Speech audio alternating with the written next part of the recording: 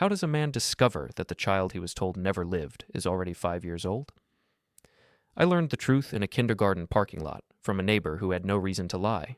What followed was not anger, but a careful, lawful dismantling of the lie that erased me from my daughter's life.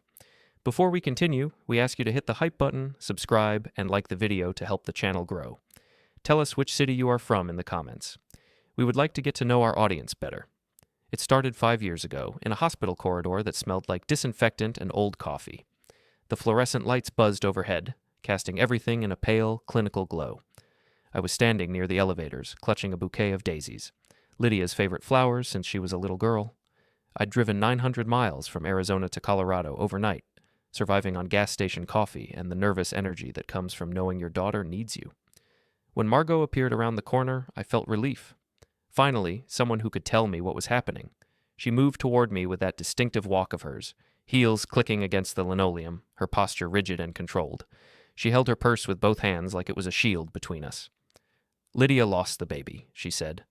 Not gently, not with compassion or sadness, just stated it like she was reading from a grocery list or announcing the weather. The words hit me like a physical blow. I felt my chest tighten, my throat close up. "When? Is she okay? Can I see her?" "She needs rest. This has been very difficult for her." Margot's voice was clipped, efficient. She glanced at the flowers in my hand with something that looked like distaste. "I know, but I'm her father. I should be there with her. She shouldn't be alone right now." "She's not alone. Adrian is with her, and I'm here." Margot shifted her purse slightly. "You should give her space." "Space? Margot, she just lost—" "The doctors say stress is dangerous right now. She doesn't need questions or visitors crowding her. She needs calm. She needs family who understand what she's going through." The implication was clear. I wasn't that family. I wanted to argue. I wanted to push past her and find Lydia myself. But something in Margot's expression made me hesitate. She had that look she always got when she decided something was final. The same look she'd had at the wedding reception 2 years earlier when I'd made a joke about Adrian forgetting the rings during rehearsal. She hadn't laughed. She'd simply turned her back to me for the rest of the evening, and I'd spent the reception feeling like I'd committed some unforgivable social crime I couldn't quite identify. "Just let her breathe, Miles," Margot said, her tone softening slightly in that way that made it sound reasonable, almost kind. "I'll tell her you came. I'll tell her you called. But right now, the best thing you can do is go home and let her recover." I nodded slowly. The daisies felt heavy in my hand. I didn't know what else to do. Margot was her mother-in-law, practically family. She was there in the hospital while I stood in the hallway holding flowers, feeling completely out of place. "Can I at least leave these for her?" I gestured to the bouquet. Margot reached out and took them. "Of course. I'll make sure she gets them." I never found out if she did. The next day, back in Arizona, I tried calling Lydia directly. It rang 4 times and went to voicemail. Her voice on the recording sounded younger, happier, recorded probably years ago, before marriage, before pregnancy, before loss. I left a message. Told her I loved her. Told her I was there if she needed anything. Told her to call me back when she was ready.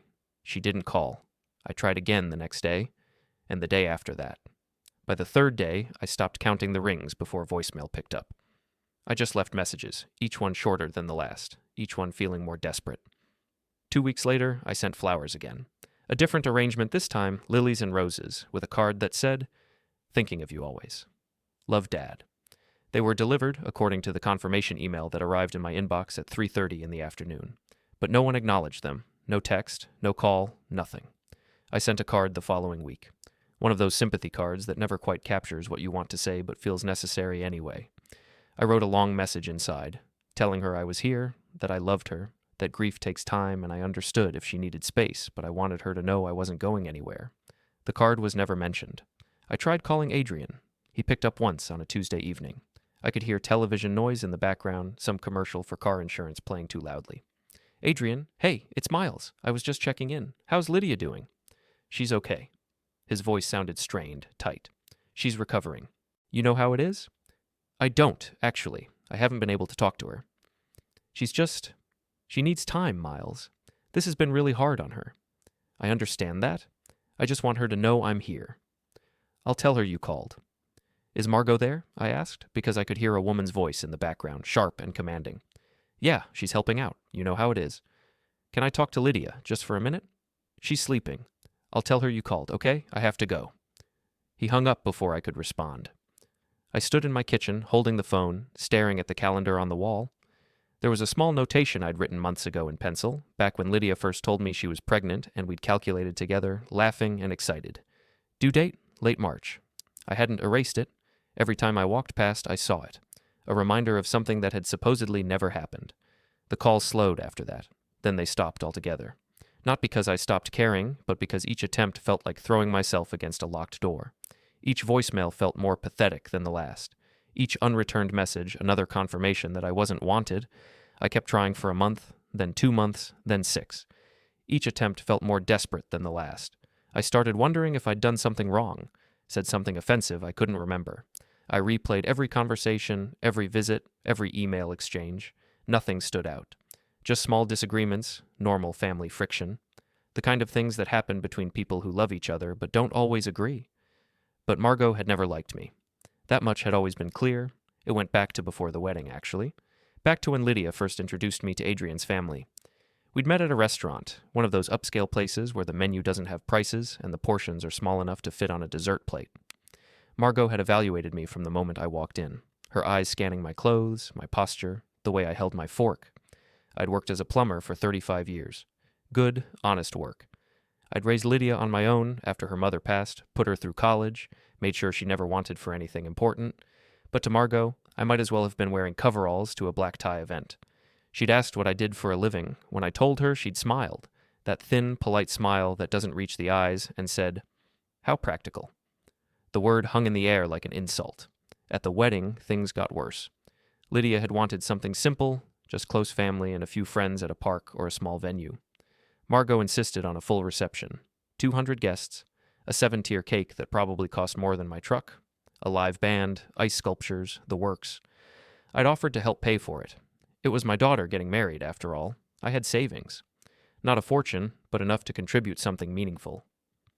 Margot had looked at me like I'd just offered to set the venue on fire. "We have it covered," she'd said, her voice cold and final. "Adrian's family has certain standards we'd like to maintain."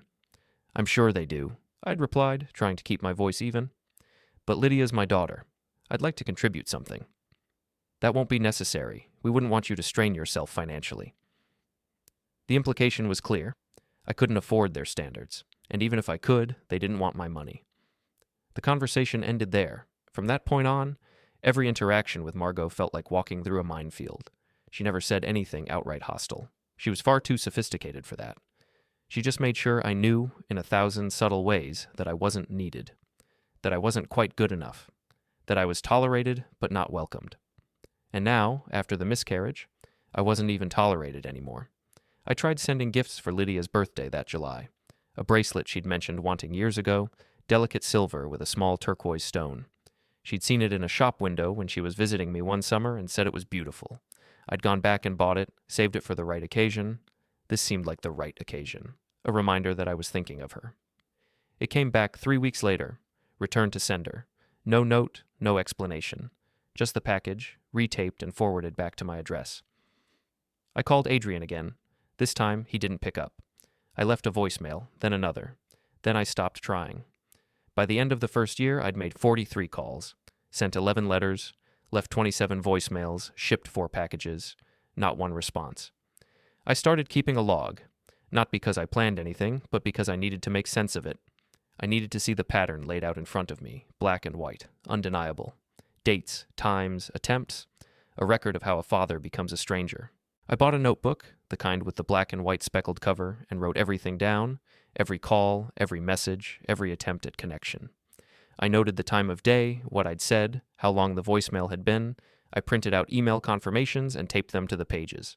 It became a ritual, a way to prove to myself that I was trying, that I hadn't abandoned her, that whatever story was being told about me in Colorado, the truth was here, documented, irrefutable. But documentation doesn't matter when no one's listening. I spent a lot of time in my home office after that first year. It wasn't really an office, just a spare bedroom with a desk I'd built myself, a filing cabinet I'd picked up at a yard sale, and a chair that squeaked whenever I leaned back. I'd set up a corkboard on one wall, the kind detectives use in movies, except mine wasn't tracking a criminal. It was tracking silence. I pinned up printed emails, screenshots of text messages that had been left unread, delivery confirmations for packages that had been signed for but never acknowledged. I wasn't trying to build a case. I was trying to understand, trying to find the moment where everything went wrong. Lidia and I had been close. Not perfect, but close. After her mother passed when she was 16, a car accident on a rainy Tuesday, sudden and senseless, it had just been the two of us. We'd figured it out together. College applications spread across the kitchen table, bad breakups discussed over ice cream at midnight, job interviews I'd helped her practice for, playing the stern boss while she refined her answers. I'd walked her down the aisle at her wedding, my arm linked through hers, both of us trying not to cry. I'd hugged her when she told me she was pregnant, lifting her off the ground and spinning her around like I used to when she was little, and then nothing. I kept thinking about the last real conversation we'd had. It was 3 weeks before the hospital. We'd argued about something trivial. I couldn't even remember what. Maybe I'd said something about Adrian working too much, barely seeing her on weekends. Maybe I'd asked if they were planning to move closer to Arizona so I could be more involved once the baby came. It was the kind of argument that dissolves in a day, forgotten by both sides, replaced by normalcy. But Margot didn't forget. Margot collected things, small slights, offhand comments, moments where she could rewrite the narrative. At the wedding reception, I'd made that joke about the rings. We'd been doing the rehearsal the night before, and Adrian had genuinely forgotten where he'd put them. It was funny. Harmless. He'd laughed. Lidia had laughed. Even the officiant had smiled. But during the reception, I overheard Margot talking to one of her friends near the champagne fountain. I'd been walking past, heading to the restroom, when I caught her voice. "Miles doesn't take anything seriously," she'd said, her tone dripping with disapproval. Poor Lidia. She deserves better support than that. A father who understands the gravity of important moments. Her friend had murmured something sympathetic. "I just hope she knows she has us," Margot had continued. "Real family. People who understand what matters." I'd kept walking. I should have confronted her. I should have said something. But I didn't want to cause a scene at my daughter's wedding. So I ignored it. I told myself it didn't matter what Margot thought of me. I should have paid attention. Now, sitting in my office 2 years later, I pulled up old emails. I found one from Lidia, sent about a year before the pregnancy. The subject line was, "Family stuff." The message read, "Dad, I know you and Margot don't always see eye to eye, but please just try to be patient with her. Adrian loves his mom, and I don't want to be stuck in the middle. I know she can be a lot sometimes, but she means well. Can you just try? For me?" I remembered my response. I'd typed it out quickly, probably between jobs. "I'll do my best, sweetheart. Family's complicated. I love you." That had been my mistake. I'd been patient. I'd been quiet. I'd stepped back when I should have stepped forward. I'd let Margot control the narrative because I didn't want to make Lidia choose sides. And in doing so, I'd lost. I pulled out a road atlas. I'd never quite trusted GPS for long drives, and traced the route from Arizona to Colorado with my finger. 14 hours if you drove straight through, 923 miles. I'd driven it twice during the pregnancy, both times to visit. The first time, Margot had been polite but cold. She'd arranged activities that didn't include me, shopping trips with Lidia while I stayed at the house with Adrian, who spent most of the weekend watching sports and barely speaking. Dinners where the conversation flowed around me, but never to me. The second time, she'd barely spoken to me at all. I'd arrived on a Friday evening and left Sunday morning. 40 hours of feeling like a ghost in their home. Adrian had looked uncomfortable the entire weekend. He'd hover near doorways, caught between his mother's expectations and basic hospitality. Lidia had seemed tired, her hand constantly on her belly, her smiles not quite reaching her eyes. I'd asked her if everything was okay. We were alone in the kitchen, Margot having gone upstairs to rest, Adrian outside checking the mail. "Just pregnancy stuff," she'd said, not quite meeting my eyes. "I'm fine, Dad." "You sure? You seem stressed." "I'm just tired. Growing a human is exhausting." She'd smiled then, a real smile. "But I'm happy. We're happy." I'd believed her. Why wouldn't I? She was my daughter. She wouldn't lie to me, except she hadn't lied. She just believed someone else's lies. I tried calling again on a Sunday afternoon. It was early December, almost a year and a half since the hospital. I figured maybe, just maybe, they'd be relaxed enough to pick up. Sunday afternoons were always low-key when Lidia was growing up. We'd watch old movies, eat popcorn, avoid anything requiring real effort. Adrian answered on the third ring. "Miles," he said. His voice was flat, carefully neutral. "Hey, Adrian, I just wanted to check in, see how you're doing, how Lydia's doing." "We're fine. I haven't heard from her in a while. Over a year, actually. She's been busy. Too busy to talk to her father? There was a pause. I heard something in the background. A voice. Margot's voice, sharp and questioning. Who is it? Listen, Miles, this isn't a good time. When is a good time? I've been trying for 18 months. I don't know. I'll tell her you called. You've been saying that for a year and a half, Adrian. When does I'll tell her actually turn into her calling me back? I have to go. Adrian, wait. He hung up. I sat there with the phone in my hand, staring at the wall. The corkboard was covered now, a collage of unanswered attempts. The calendar still had that notation in pencil, fading but still visible. And somewhere in Colorado, my daughter was living a life I wasn't part of. I didn't know why. I didn't know what I'd done, but I knew Margot was behind it. I just didn't know how deep it went. 2 more years passed like water through a drain. Slow at first, then faster, then suddenly gone. I stopped calling as often. Not because I stopped caring, but because each attempt felt like throwing stones into a canyon. No echo, no response, just empty air and the sound of my own voice disappearing into nothing. I kept working, kept living, kept that calendar on the wall. The notation was still there, faded now, barely visible unless you knew to look for it. I'd trace my finger over it sometimes when I was making coffee in the morning, wondering what kind of person that child would have been. Boy or girl, quiet or loud, Lydia's eyes or Adrian's smile. I tried not to think about it too much. Thinking about it made everything worse. My life became smaller. I worked, came home, ate dinner alone, watched television I didn't care about. Friends from work would invite me to things, barbecues, poker nights, fishing trips, and I'd make excuses. I wasn't good company anymore. I could see it in their faces when I did show up, the way they'd start conversations with me and then trail off, unsure how to navigate around the obvious sadness. How's your daughter doing? Someone would ask. Haven't talked to her in a while, I'd say, and then silence. Awkward, pitying silence. After a while, people stopped asking. Then, one afternoon in late September, everything changed. I was at a rest stop off Interstate 40, one of those sprawling places with gas pumps and fast food, and families wandering around, stretching their legs. I'd been driving to Albuquerque for a work consultation, something about commercial plumbing for a new office complex. The job was straightforward, the pay was decent, and it gave me something to focus on besides the empty space where my daughter used to be. I was filling up the truck when I saw Owen Clark. Owen lived 3 houses down from me in Arizona. He was retired, spent most of his time traveling in an RV with his wife. They'd show up for a few weeks, disappear for a few months, show up again. We'd talk sometimes when we both happened to be checking the mail. He was a decent guy. Friendly, but not intrusive. He knew about Lydia, knew we weren't speaking, but he'd never pressed for details. Miles, he called out, waving from across the parking lot. I waved back.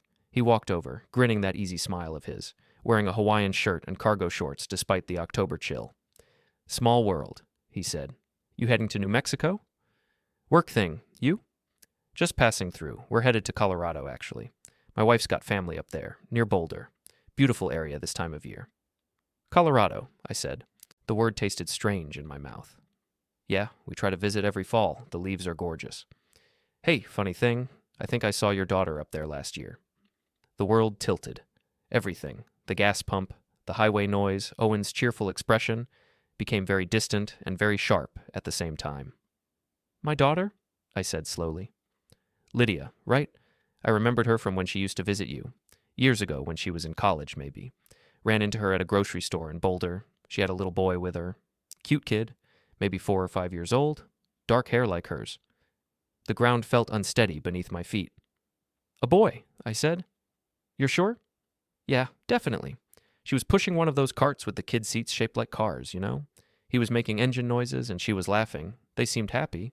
I almost said hi, but she was in a hurry, and honestly, I wasn't sure if she'd remember me. It's been years. Owen kept talking. Something about the weather in Colorado. Something about his wife's sister who lived in a cabin in the mountains. Something about how the altitude affected his sinuses. I wasn't listening. My mind was stuck on 3 words. A little boy. 4 or 5 years old. When was this? I asked, interrupting whatever Owen was saying. Oh, last fall. October, maybe early November. We were up there for 2 weeks. 5 years ago, Margot told me Lydia lost the baby.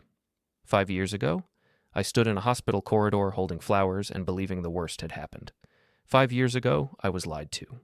I managed to finish the conversation. I don't remember what I said. Something polite? Something normal. Owen climbed back into his RV, still smiling, completely unaware that he'd just detonated a bomb in the center of my life. I stood next to my truck and tried to breathe. A little boy, 4 or 5 years old. The math was simple. The due date had been late March. Owen saw them last October, which meant the child would have been around 4.5, which meant he was born roughly on schedule, which meant there was no miscarriage, which meant I had a grandson, which meant everything I'd been told was a lie. I got back in the truck. My hands were shaking. I didn't drive to Albuquerque. I turned around and went home. I didn't sleep that night. I sat in my office, staring at the corkboard, connecting dots that had always been there, but I'd been too trusting to see. The dates lined up too perfectly. The miscarriage that never was, the silence that followed, the distance that had been carefully, methodically constructed, the calls that went unanswered, the packages that came back, the way Adrian's voice changed whenever Margot was nearby. Owen had no reason to lie. He didn't even know he'd just upended my entire reality. To him, it was just a casual sighting, a neighbor running into my daughter at a grocery store. Hey, saw Lidia, she had a kid, they seemed happy. But to me, it was proof. Lidia hadn't lost the baby. She'd had the baby. She'd raised him for 5 years. And no one had told me. Not no one. Someone had actively prevented me from knowing. Someone had constructed an elaborate lie and maintained it for 5 years. Someone had intercepted my calls, my messages, my attempts at connection. Someone had convinced Lidia that I didn't want to be involved, and I knew exactly who that someone was. I wanted to get in my truck right then and drive straight to Colorado. I wanted to show up at their door and demand answers. I wanted to see my grandson with my own eyes. I wanted to hold him, talk to him, make up for 5 years of stolen time. But I didn't, because showing up angry and unannounced would make me look exactly the way Margot had probably painted me. Unstable, intrusive, dangerous. It would give her ammunition, it would let her point to my behavior and say, "See? This is why we kept him away." I had to be smart about this. I had to think like Margot thought. Calculating, strategic, always 3 steps ahead. I sat at my desk and made a list. What I knew: Lidia had a son, approximately 5 years old, living in Boulder, Colorado. What I suspected: Margot had orchestrated the lie, convinced Lidia I didn't want involvement, intercepted communication. What I needed: proof, documentation, a paper trail that couldn't be dismissed or explained away. What I had: call logs, emails, text messages, delivery confirmations, 5 years of attempted contact. The next morning, I started making calls. I needed a family attorney, someone who specialized in this kind of thing. I spent 3 hours researching, reading reviews, checking credentials. Her name was Laura Whitcomb. She had good reviews online, 15 years of experience in family law, and a schedule that could fit me in by the end of the week. Her assistant asked what the consultation was regarding. Parental alienation, I said. The words felt strange.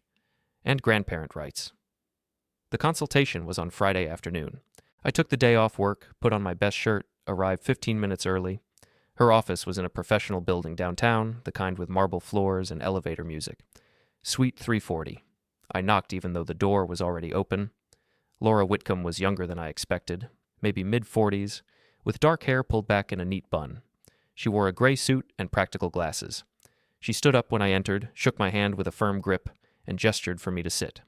Her office was small but organized. Certificates on the wall, law degree, bar admission, family mediation training, a bookshelf full of legal texts with titles I couldn't pronounce. A desk organized with the kind of precision that made me feel like I was in the right place. "Mr. Heron," she said, settling into her chair, "tell me what's going on." I told her everything. The hospital corridor, the miscarriage that wasn't, the silence, the unanswered calls, Owen's sighting, the timeline that didn't add up. I spoke for 20 minutes straight, barely pausing for breath. She took notes the entire time, her expression neutral. When I finished, she set down her pen and looked at me. "Do you have documentation?" she asked. "Of what?"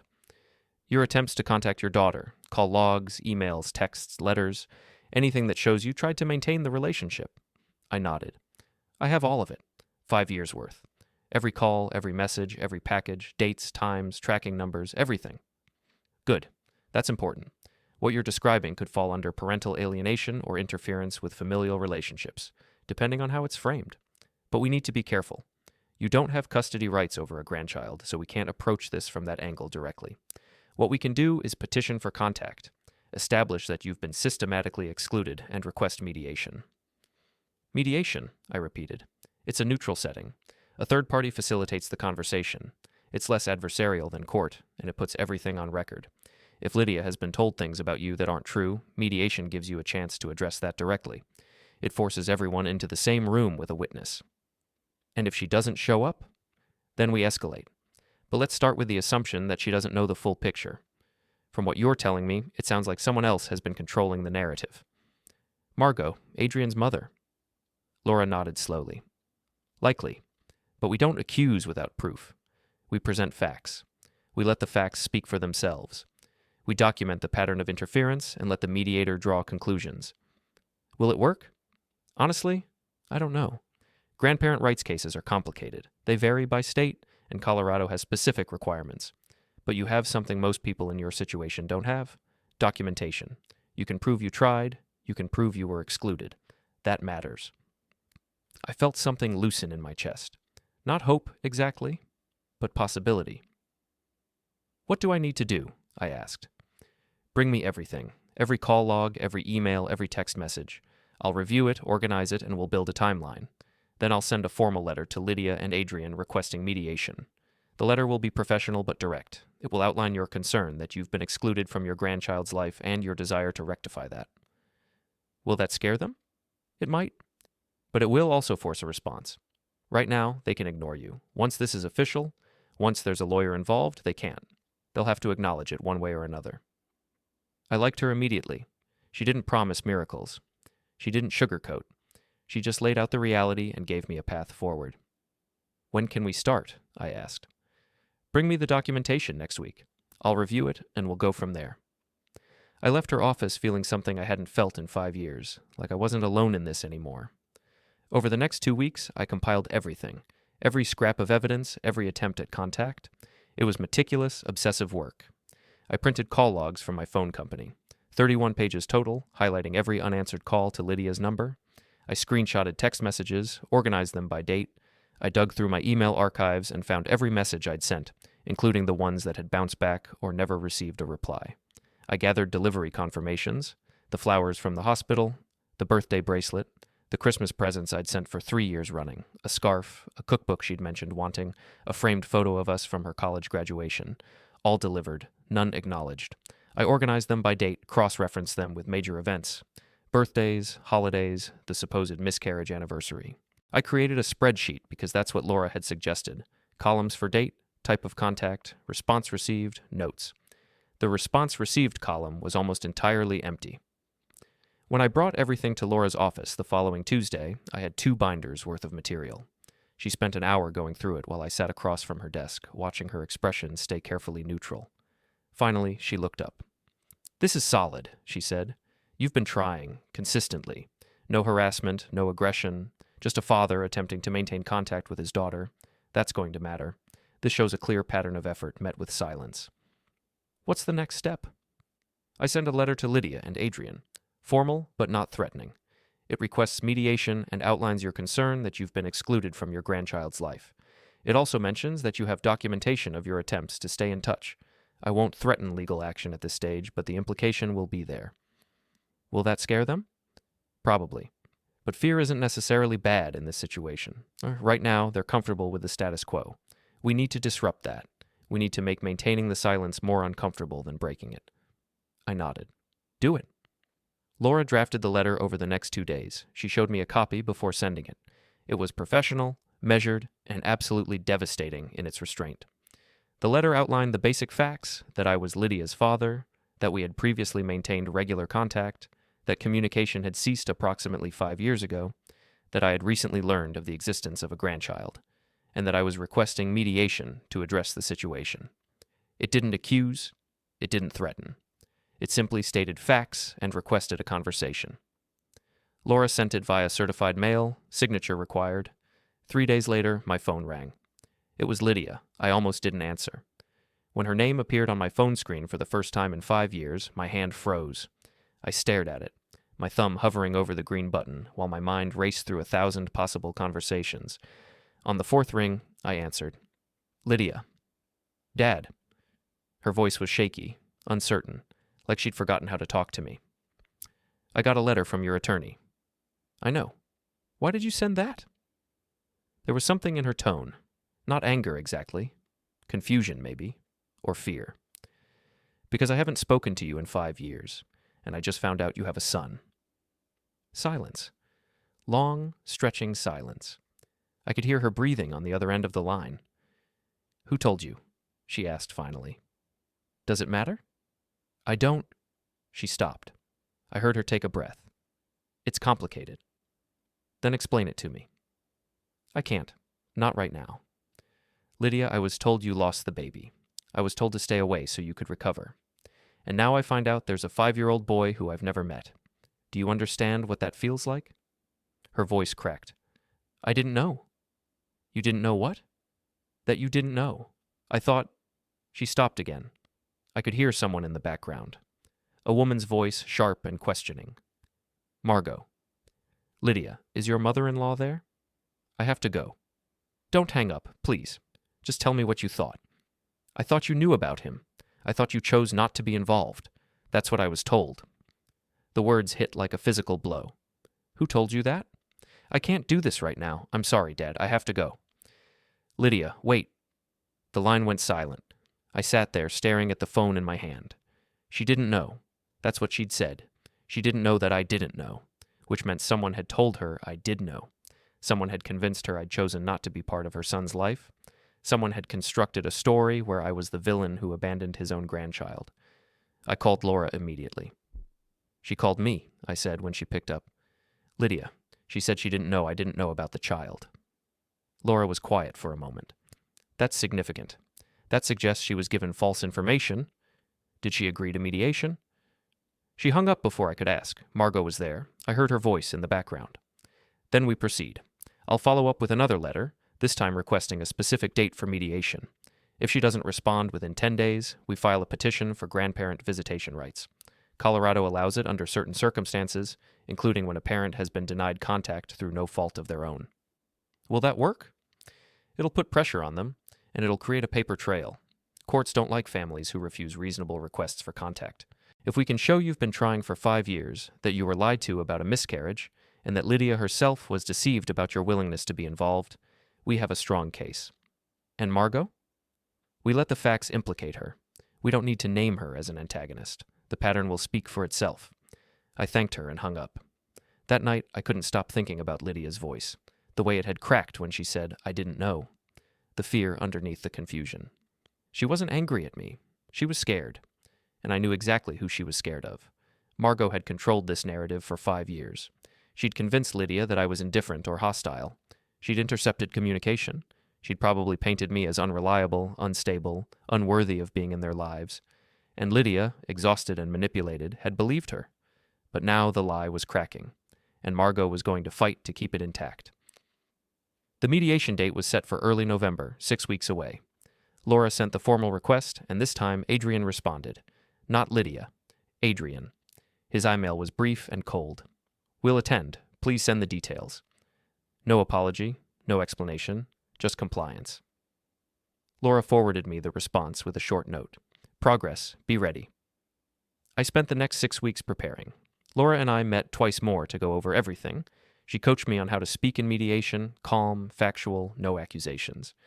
Let the documentation do the heavy lifting. Don't get emotional. Don't let Margot provoke me. She'll try, Laura warned. People like her thrive on controlling the emotional temperature of a room. If you get angry, you play into her narrative that you're unstable. Stay calm, no matter what she says. I practiced.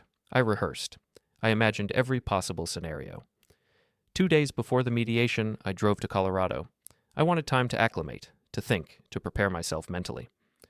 I stayed at a budget motel near the mediation center, a place called the Ponderosa Inn with thin walls and a view of the parking lot. It didn't matter. I wasn't there to sightsee. The night before the mediation, I went for a walk. I ended up near a park, watching kids on swings, parents pushing strollers. A little boy with dark hair ran past me, laughing. He looked about 5. I thought about my grandson. I didn't even know his name. I didn't know if he liked trucks or dinosaurs or books. I didn't know what his laugh sounded like or if he looked like Lydia when she was little. I'd missed 5 years. First steps, first words. Birthdays, Christmases, bedtimes. 5 years of being a grandfather stolen because of one woman's need for control. I walked back to the motel and tried to sleep. I couldn't. The next morning, I arrived at the mediation center 30 minutes early. The building was modern, glass and steel, designed to feel neutral and professional. Laura met me in the lobby. She was wearing a gray suit, her hair pulled back, her expression calm and composed. "You ready?" she asked. "As ready as I'll ever be. Remember, stay calm, stick to the facts. Don't let Margot bait you." I nodded. At exactly 10 o'clock, the door opened. Lidia walked in first. She looked different, older, thinner. Her hair was shorter, cut to her shoulders. She wore a simple dress and flats. She didn't look at me. Her eyes were fixed on the floor. Adrian followed, his face blank, his posture rigid. He wore a button-down shirt and khakis, the kind of outfit you wear when you want to appear respectable but can't quite manage comfortable. And behind them, like a shadow given form, was Margot. She looked exactly the same. Perfect posture, expensive clothes, that thin smile that never reached her eyes. She met my gaze directly, unflinching. Laura leaned toward me and whispered, "She's not supposed to be here." "I know." The mediator appeared from a side office. Her name was Dr. Brennan, according to the nameplate on the conference room door. She was in her 50s, with gray hair and a kind but professional demeanor. She introduced herself, outlined the process, and then turned to Margot. "I'm sorry, but mediation is limited to immediate family. You'll need to wait outside." Margot's smile didn't waver. "I'm here for emotional support. Lidia needs me." "That's not how this works. This session is for Mr. Heron, his daughter, and her husband. Third parties aren't permitted unless both sides agree." Margot looked at Adrian. He hesitated, his eyes darting between his mother and the mediator. Finally, he nodded slightly. Margot stood slowly, smoothed her skirt, and walked toward the door. As she passed me, she leaned close enough that only I could hear. "This won't change anything," she whispered. Then she was gone. Dr. Brennan closed the door and turned back to the table. "Let's begin." The mediation lasted 3 hours and 45 minutes. Dr. Brennan started with ground rules. No interrupting, no personal attacks. Speak directly, honestly, and respectfully. The goal was understanding, not winning. Then she turned to me. "Mr. Heron, can you explain why you've requested this session?" I kept it simple. I outlined the timeline. 5 years ago, I was told my daughter had a miscarriage. I was encouraged to give her space. I tried to maintain contact, calls, messages, letters, gifts. Everything went unanswered. 6 weeks ago, I learned through a chance encounter that my daughter had a son, a 5-year-old boy I'd never met, never even knew existed. I didn't embellish. I didn't accuse. I just stated facts. Lidia listened with her hands folded in her lap, her eyes fixed on the table. She didn't interrupt. She barely moved. When I finished, Dr. Brennan turned to her. "Lidia, can you respond to what your father has shared?" Lydia's voice was quiet, almost a whisper. "I didn't know he was trying to reach me." "What do you mean?" "I thought—" She glanced at Adrian. He was staring at the table, his jaw tight. "I was told he didn't want to be involved, that he thought it was better if we had space, that being a grandfather wasn't something he was interested in." "Who told you that?" Lidia hesitated. Her hands tightened in her lap. "Margot." Dr. Brennan wrote something down. "And did you ever try to contact your father directly to confirm that information?" Lydia's voice wavered. "No. I believed her. She's Adrian's mother. She was there at the hospital. She said she'd talked to him and that he'd told her he needed space, that the whole situation was too stressful. She said he was moving on with his life and didn't want the responsibility." I felt something twist in my chest. Not anger, something worse. Grief mixed with rage, mixed with helplessness. "That's not true," I said quietly. "I never said that. I never wanted space, or I wanted to be there. I've been trying to reach you for 5 years." Lidia looked at me for the first time since the session started. Her eyes were red, wet. "I didn't know," she whispered. Dr. Brennan let the silence sit for a moment. Then she turned to Adrian. "Adrian, did you know about this?" Adrian shifted in his seat. I knew my mom was handling communication. I trusted her judgment. "Did you ever question why Miles stopped reaching out?" "I figured he was busy, or that he and Lidia had some kind of falling out I didn't know about." "And you never asked Lidia directly?" "No." "Did you see the calls? The messages?" Adrian's silence was answer enough. Dr. Brennan set down her pen. "Let me make sure I understand. Lidia, You believed your father didn't want involvement based solely on what Margot told you? Yes. And you never verified that with him? She said it would upset him if I brought it up, that he'd made his position clear and I should respect it. And Adrian, you trusted your mother to manage communication between your wife and her father? I thought she was helping. She said Lidia needed support and Miles was causing stress. Based on what evidence? Adrian didn't answer. Dr. Brennan turned back to me. Mr. Heron, you mentioned documentation. Can your attorney present that? Laura opened her folder.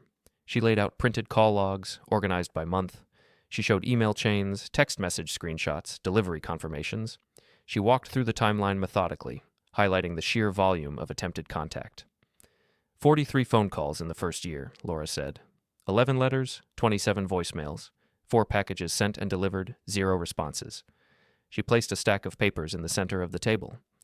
These are the attempts in year 2. Slightly fewer, but still consistent. Year 3, year 4, year 5. The pattern is clear. Mr. Heron tried repeatedly to maintain contact. Every attempt was ignored or intercepted. Lidia stared at the papers like they were evidence of a crime, which in a way they were. I never saw any of this, she said. Because someone made sure you didn't, Laura replied. Dr. Brennan looked at Adrian. Did you see these calls coming in? Some of them, maybe. I don't know. And you didn't mention them to Lidia? My mom said it was better not to, that it would stress her out. So you actively withheld information from your wife about her own father trying to contact her. Adrian's face flushed. I was trying to protect her. From what? He didn't have an answer. Dr. Brennan turned back to Lidia. Lidia, do you want a relationship with your father? Yes. The word came out immediately, certain. Do you want him to meet your son? Lidia nodded, tears spilling down her cheeks. Yes?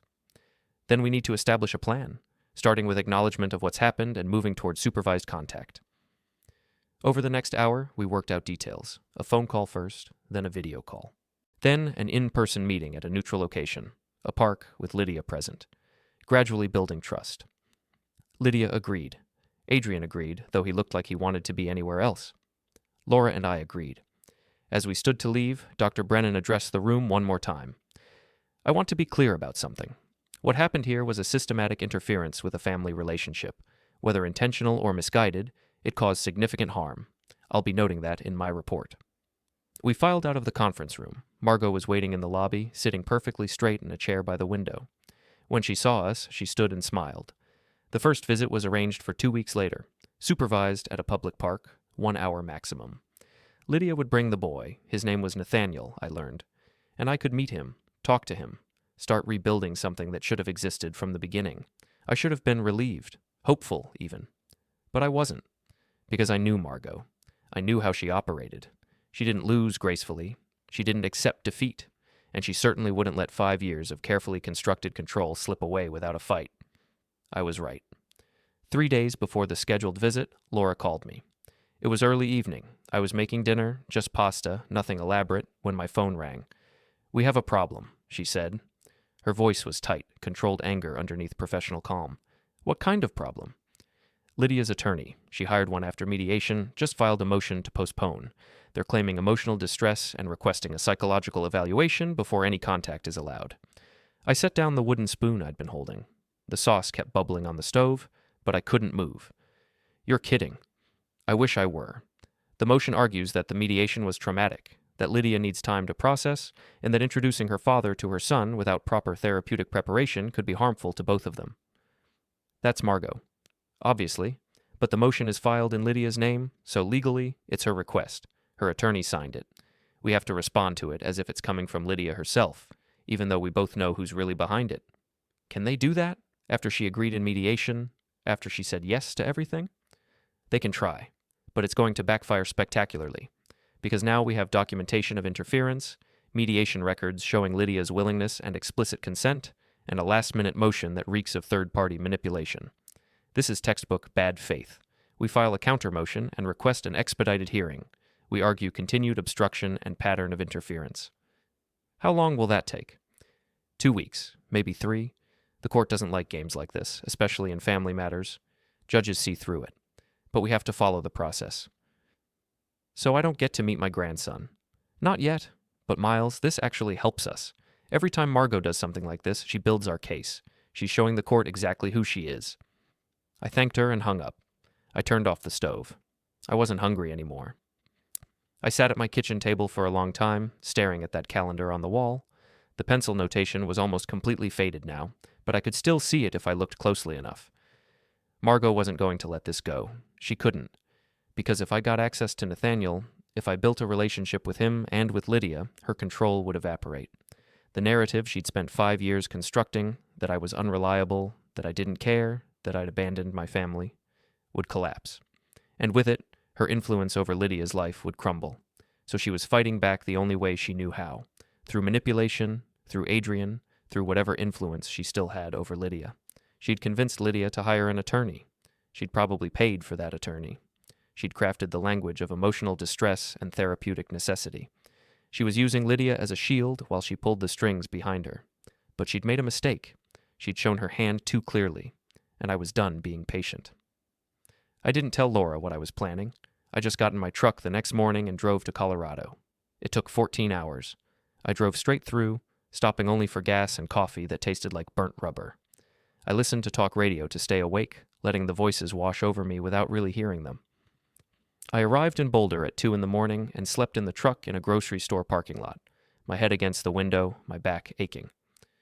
At 8:30 the next morning, I was parked across the street from Nathaniel's school. It was a small elementary school, brick building with a green metal roof, playground with bright equipment in primary colors.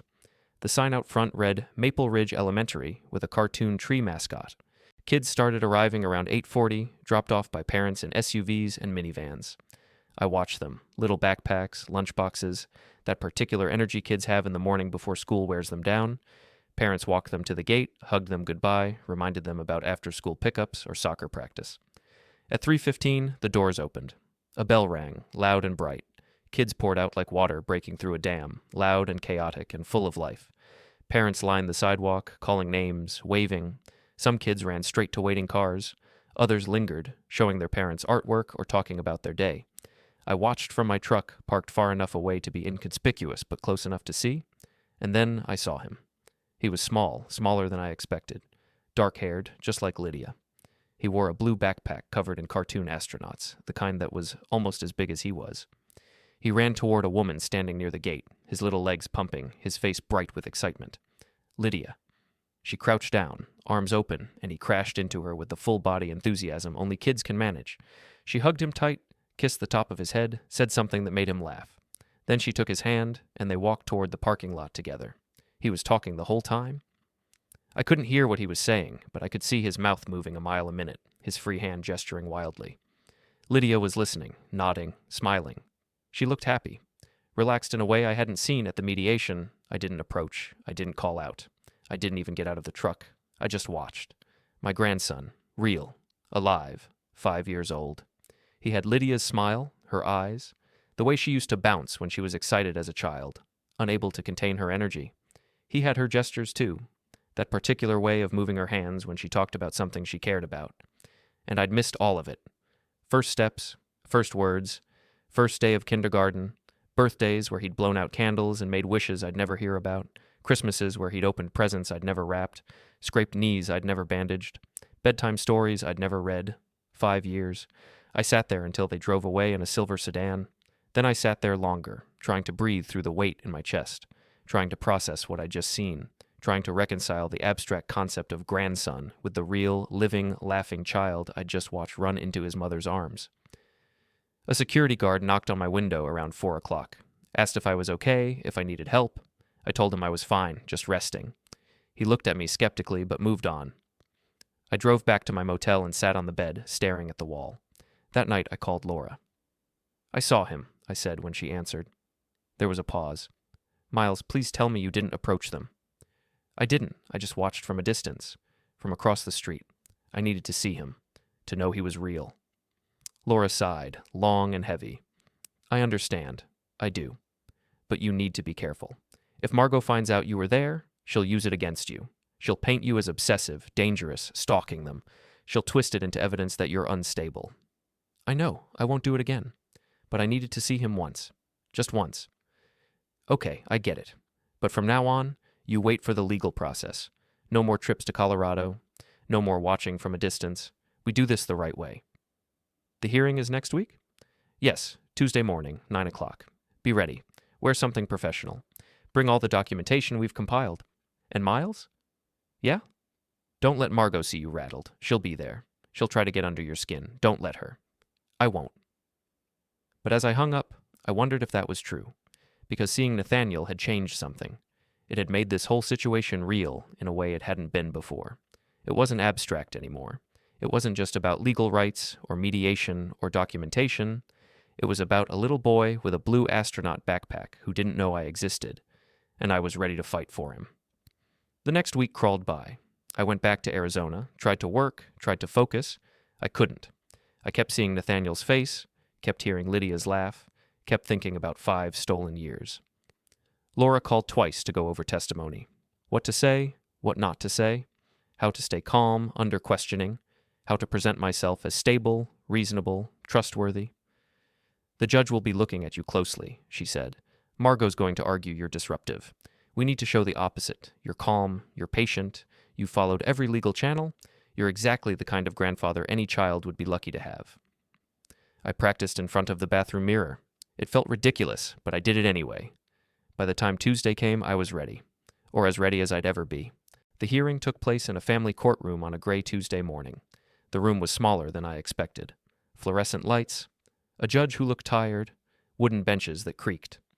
Margot sat in the back row, perfectly composed. She wore a navy suit and pearl earrings. When I walked in, she didn't react at all. Laura filed a comprehensive petition the week before.